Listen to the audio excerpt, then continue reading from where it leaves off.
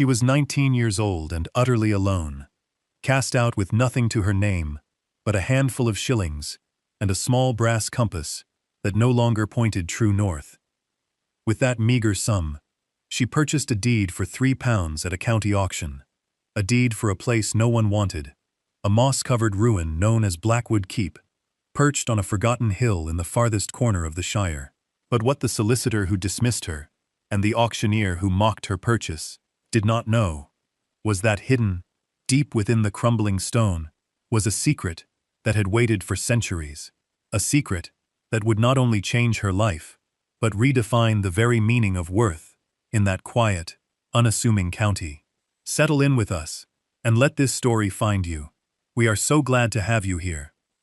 Eleanor Hayes had been raised on lines and letters, on the precise arts of measurement and observation. Her father, Thomas Hayes, was a cartographer, a man who saw the world as a series of beautiful, interlocking patterns, and he filled their small cottage with maps of distant lands and celestial charts that traced the slow dance of the stars.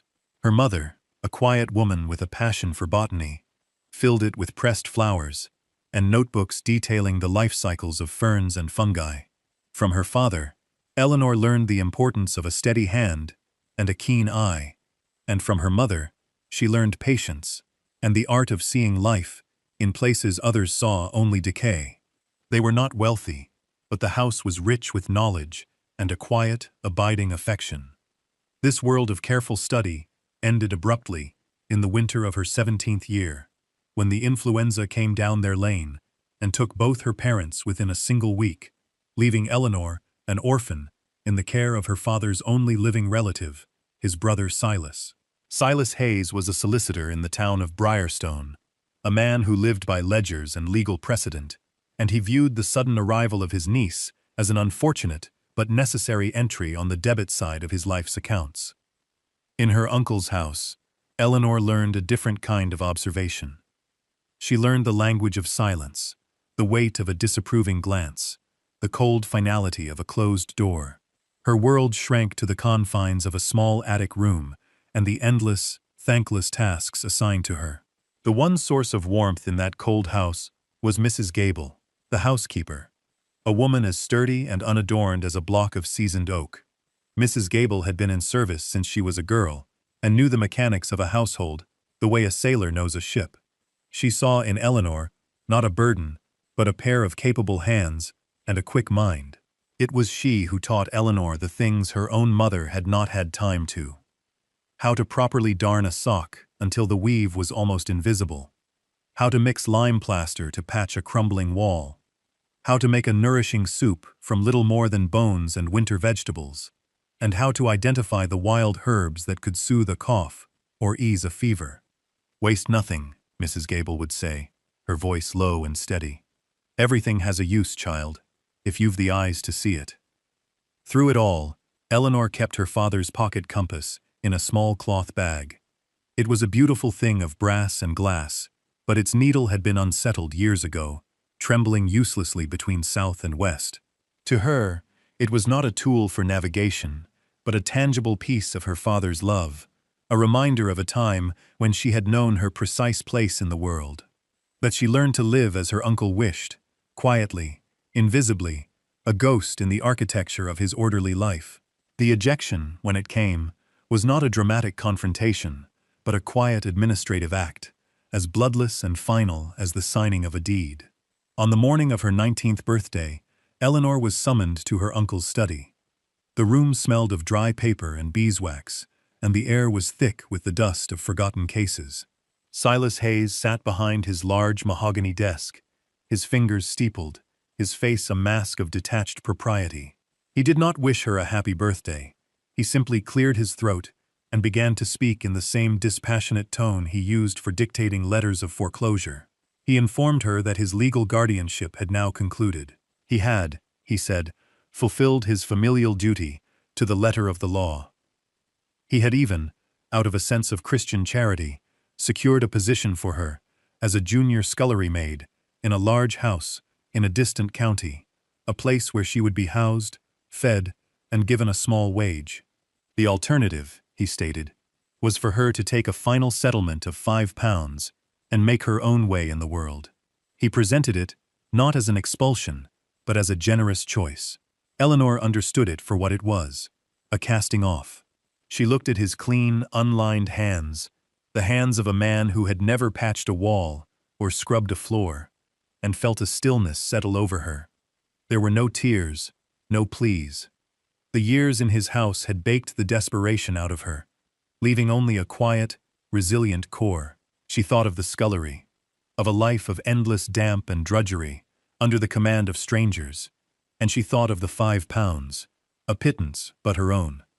"I will take the £5, thank you, uncle," she said, her voice even. He seemed almost relieved. He counted out the coins from a small drawer, his movements precise and final. He did not look her in the eye as he pushed them across the polished wood. She was to be gone by midday. Eleanor returned to her attic room and packed her few belongings into a small canvas bag. A change of clothes, Mrs. Gable's mending kit, her mother's book of pressed flowers, and the small, brass-cased compass.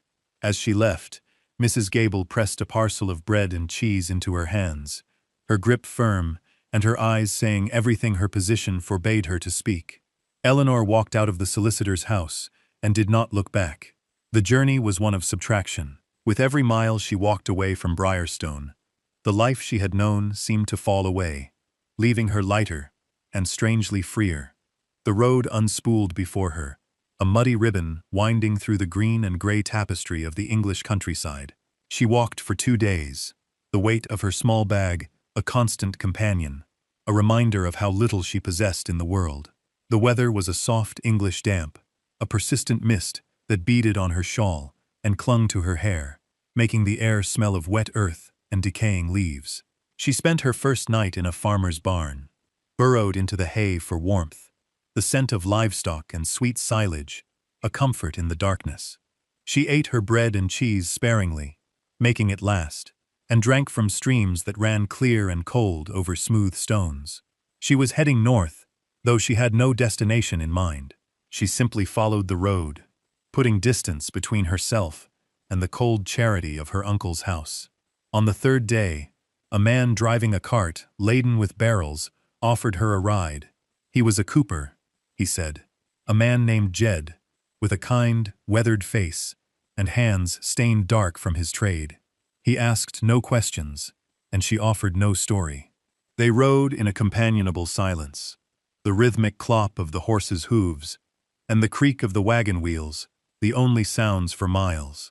The landscape began to change. The tidy, hedge-rowed fields gave way to rougher country, to rolling hills shaggy with gorse and heather, and ancient stands of oak and yew. It was a land that seemed to have been overlooked by time. In the late afternoon, they crested a hill, and Jed pointed with his whip. "Blackwood Parish," he said. "Not much there but sheep and ghosts." Below them, nestled in a shallow valley, was a tiny village, a cluster of stone cottages, and a small church with a crooked spire. And rising on a hill beyond it, stark against the bruised purple of the evening sky, was the silhouette of a ruin. It was a single, defiant tower, and the jagged remnants of a curtain wall, all of it cloaked in a dark mantle of ivy and moss. It was a place of profound loneliness, and yet Eleanor felt an inexplicable pull, a sense of recognition. She thanked the cooper for his kindness and slid down from the cart, her feet sinking into the soft verge. The air was different here, cleaner, tinged with the scent of stone and wild thyme. She watched the cart trundle away until it was just a speck, and then she turned and began to walk towards the ruin on the hill. The acquisition of Blackwood Keep was a transaction born of desperation and bureaucratic indifference. In the small parish hall, a notice, yellowed and curling at the edges, announced the auction of properties seized for non-payment of taxes. The list was short, mostly fallow fields, and one collapsed cottage. At the very bottom, in faded ink, was Lot 7, Blackwood Keep, and associated lands, approx 10 acres, sold as seen, no warranty. Eleanor learned from the parish clerk, a harried man named Mr. Tibbs, that the keep had been derelict for over a century. its last owners having died out or moved away, leaving it to crumble. It was considered a liability, a pile of dangerous stone that no one wanted. The starting bid was £1, simply to cover the cost of the paperwork. The auction took place the next day. It was a small affair, attended by a few local farmers looking for cheap grazing land. When Lot 7 was announced, there was a ripple of amusement. Eleanor, standing at the back of the room, her presence barely registered, held her breath. The auctioneer called for a bid of £1. Silence. He called again. From the back, Eleanor's voice, though quiet, was clear. £1. Heads turned. A few men chuckled. Another farmer, perhaps out of sport, bid £2. The auctioneer looked back at Eleanor. She thought of her remaining funds, the scullery, the long road ahead. £3, she said, her voice firm. A hush fell over the room. The farmer shrugged and shook his head. The auctioneer, looking bemused, banged his gavel. Sold, to the young lady, for £3. The deed was a simple piece of parchment, the ink still damp. For the price of a few meals, she was now the mistress of a ruin. She walked up the winding track to her new home. The closer she got, the more complete the decay revealed itself to be. A great stone gate, half off its hinges, barred the entrance to a courtyard choked with brambles and nettles as high as her waist. The curtain wall had long since collapsed in several places, its stones lying in a jumble, softened by a thick carpet of moss. The main structure was a single, square tower, 4 stories high, built of a dark, almost black stone that seemed to drink the light from the gray sky. Ivy covered it like a second skin, its tendrils probing every crack and fissure. The roof of the great hall next to the tower had fallen in completely, its massive oak beams lying like the skeletons of great beasts among the rubble. But the tower itself still stood. Its slate roof was mostly intact, though listing precariously in one corner, and the leaded glass in the narrow windows was shattered in 100 places. She found a small, arched doorway at the base of the tower, and pushed. The ancient oak, swollen with damp, groaned but held. With all her strength, she put her shoulder to it, and it scraped open just enough for her to slip inside. The air within was cold and still, smelling of damp earth, stone dust, and something else. The faint, dry scent of ages. Dust motes danced in the thin shafts of light that pierced the gloom. The ground floor was a single, large chamber, with a cavernous fireplace, black with the soot of 1,000 fires. A stone staircase, worn smooth in the center, spiraled up into the darkness. Everything was covered in a thick layer of dust and draped in cobwebs, as intricate as lace. It was a place of profound and absolute neglect. But as her eyes adjusted, Eleanor saw past the ruin. She saw the integrity of the stone walls, 3 feet thick. She saw the massive hand-hewn beams in the ceiling, solid as iron. She saw the elegant arch of the fireplace, a masterpiece of masonry. Mrs. Gable's voice echoed in her mind. Everything has a use, if you've the eyes to see it. This was not just a ruin, it was a foundation. It was a home waiting to be woken. The discovery was not the result of a search for treasure, but an act of simple survival. Eleanor's first priority was to make a small part of the tower habitable. She chose the ground floor chamber for its great hearth, which, if she could get it working, would provide warmth and a place to cook. The chimney, however, was blocked by a fall of rock and masonry from the upper flue, a dense plug of debris that filled the back of the fireplace. For days, she worked with a length of rusted iron she had found in the courtyard, prying at the wedged stones, her hands scraped and raw. The work was slow and exhausting. One afternoon, as she levered a particularly large, soot-blackened stone from the back wall of the hearth, it shifted, with a deep grinding sound, and came loose, revealing not the expected continuation of the flue, but a dark, rectangular opening. It was a space deliberately concealed, the size of a small cupboard, a priest hole, from a more turbulent time. A cold, still air flowed out, carrying the scent of dry linen and old iron. Reaching into the darkness, her fingers brushed against the rough surface of a wooden box. It was heavy, far heavier than its size suggested, bound with iron straps and fastened with a large, corroded lock. Using her iron bar as a lever, she worked at the lid, the rusted hinges groaning in protest, until, with a final crack of splintering wood, it broke open. Inside, nestled in what was once fine, now decayed velvet, lay not a trove of gold coins, but something far more extraordinary. There was a collection of small, exquisitely crafted silver and gold objects, goblets, plates, and a magnificent pectoral cross, set with uncut gemstones that glowed with a soft, inner light even in the dim chamber. Beneath these lay a heavy, leather-bound charter, its wax seal miraculously intact, and a small silver locket on a delicate chain. And at the very bottom, resting on a bed of dried lavender, was a slim volume bound in vellum, its pages filled with a delicate, spidery script. It was a letter, a testament, written to a future she could only imagine. Eleanor carried the book to the light of the doorway and began to read. My name is Isolde de Blackwood. I write this in the year of our Lord 1651, as the soldiers of the New Model Army scour the countryside. I am the last of my line. My husband and sons fell at Naseby, and I am alone in this house with these few treasures of our family. They are not mere riches, but the history of our blood, given by kings and queens of old. I cannot bear that they be melted down for profane use, and so I hide them here, in this place of warmth, and pray that one day, a soul with a gentle heart and a need for shelter will find this place and, in finding this, find a new beginning. Use this inheritance to bring life back to these stones. Do not let the name of Blackwood be forgotten. May God keep you, whoever you may be. Eleanor sat on the dusty floor, the book in her hands, and felt a profound connection to the woman who had written those words almost 200 years before. Another woman, alone, facing an uncertain future, who had placed her hope not in a bank or a vault, but in the heart of her home, a legacy of trust left for a stranger. In that moment, Eleanor Hayes, the orphan, the outcast, was no longer adrift. She had been given a history, a purpose, and a home. The first step was to understand the true nature of her inheritance.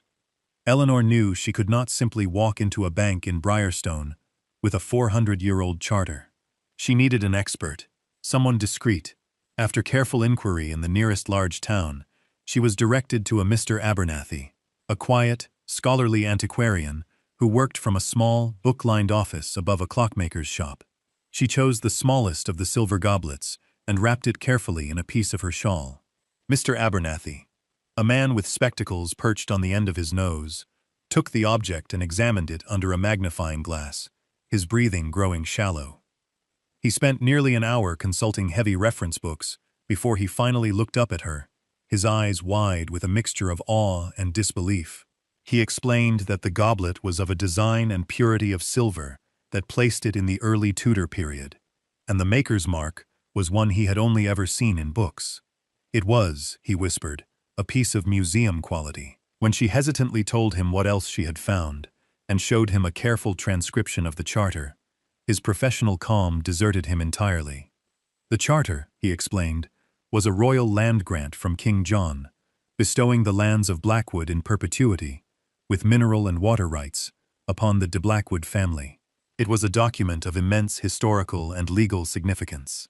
My dear young lady, he said, his voice trembling slightly, what you possess is not merely wealth. It is a piece of England's history. Its value is incalculable. Certainly more than this entire county is worth on paper. He arranged the discreet sale of a single gold plate to a private collector in London, a transaction that yielded a sum of money so large it seemed unreal to Eleanor. With this capital, the real work could begin. She did not hire a firm of architects from the city. She started with the people of Blackwood Parish. Her first visitor was Mr. Finch, a local roofer, a wiry man in his 60s, with hands as tough as old leather. He came to inspect the tower roof, clambering about the slates with the agility of a mountain goat. Good Welsh slate, he declared, tapping a piece with his knuckle. Most are sound, just need rebedding. The lead flashing is gone in the corner. That's your leak. For the next month, he and Eleanor worked together, stripping the old slates, replacing the rotten battens, and fitting new lead flashing that she had purchased and brought from town by cart. He taught her how to mix the perfect lime mortar and how to lay the slates in overlapping courses that would shed water for another 100 years.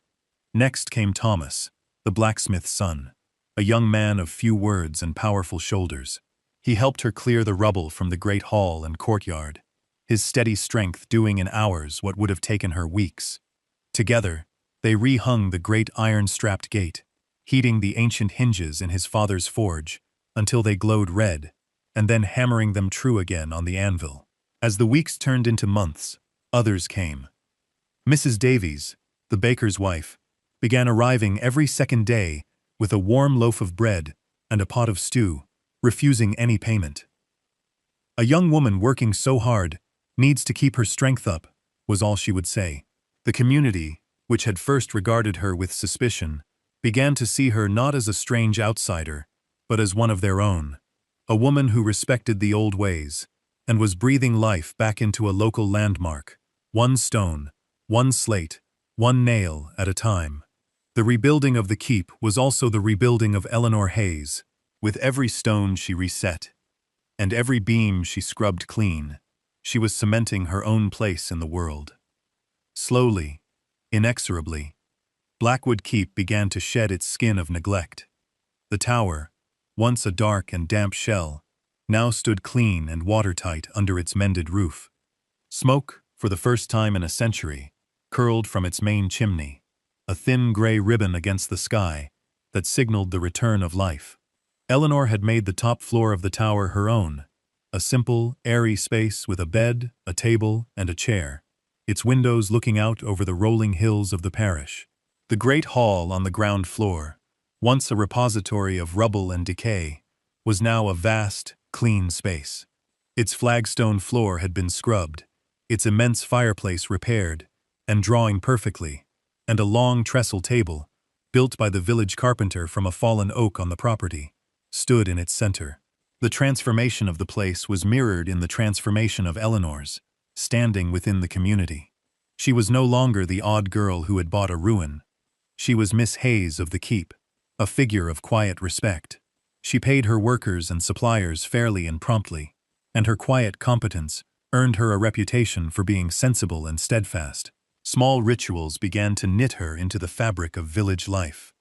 On Sundays, she would walk down to the small parish church, taking a seat in the back pew, and after the service, she would exchange quiet greetings with her neighbors. Mrs. Davies would save her the best eggs, and Thomas would often leave a bundle of freshly split kindling by her gate without a word. She, in turn, discovered a spring of pure, cold water on her land, and told the villagers they were welcome to draw from it, a gift that was deeply appreciated during the dry summer months. The keep, which had been a symbol of isolation and decay, was becoming a new center for the community, a place of work and renewal. It was no longer a burden on the parish books, but a source of pride and purpose, its stones warmed not only by the fire in the hearth, but by the steady accumulation of small, human kindnesses. The unwanted thing had become a refuge, its restoration, a quiet testament to the power of patient labor, and a clear eye for seeing worth, where others saw only ruin. One cool autumn evening, Eleanor sat before the great hearth in the hall. A fire of oak and apple wood crackled and hissed, casting a warm, flickering light across the ancient stones and the dark, polished grain of the new table.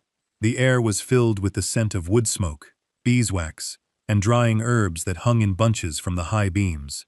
Through the newly leaded window, she could see the first stars appearing in a sky, the color of deep twilight. The keep was quiet, wrapped in the profound peace of the countryside. On the stone mantelpiece above the fire, she had placed two small objects, side by side.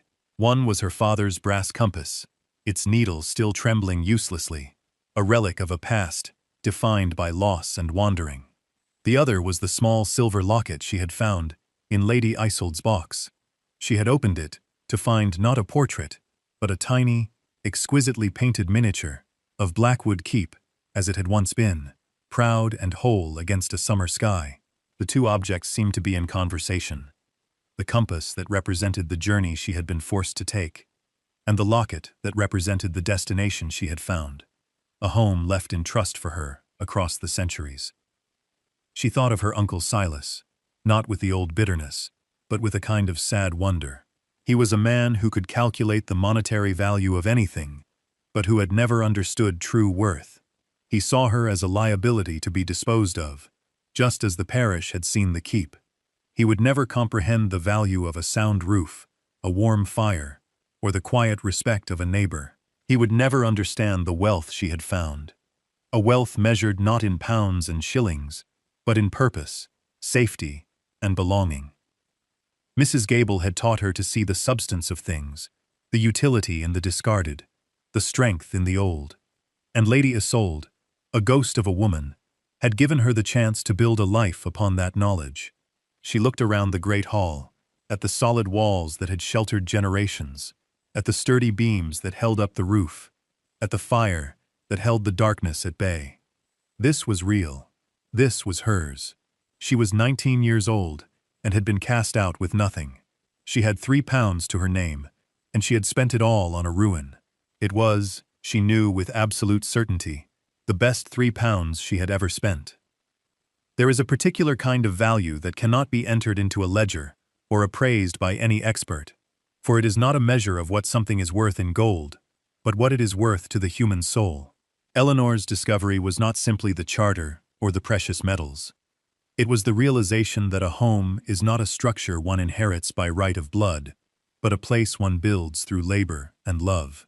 The stones of Blackwood Keep held the memory of Lady Isolde's loss and hope, and now they held the story of Eleanor's resilience and care.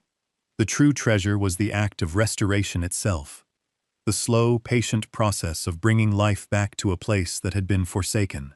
Each slate Mr. Finch taught her to lay was a lesson in shelter. Each hinge Thomas helped her straighten was a lesson in security. Each loaf of bread Mrs. Davies brought was a lesson in community. These were the things that had truly rebuilt her life, far more than the money from the sale of a single gold plate. The world is full of such abandoned keeps, overlooked projects, neglected relationships, forgotten talents, places within ourselves that have fallen into disrepair. We are told they are liabilities, not worth the effort of reclamation. We are encouraged to seek the new and the shiny, to cut our losses and move on. But value is often quiet. It hides beneath the moss of neglect, behind the rubble of past failures, waiting for someone with the eyes to see the solid foundation that still remains. It waits for the patience to clear the debris, to patch the roof, and to light a fire in the cold hearth once more. The story of Eleanor Hayes is a quiet reminder that the most profound transformations begin with a simple choice.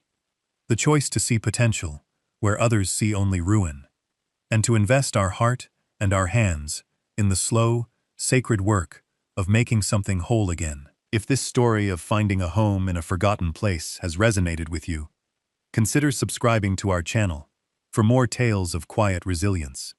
We are grateful for every view and every share that helps these stories find their way. And now, we leave you with a question. What is the overlooked ruin in your own life that is waiting, with good stone and solid beams, for you to begin the work of rebuilding?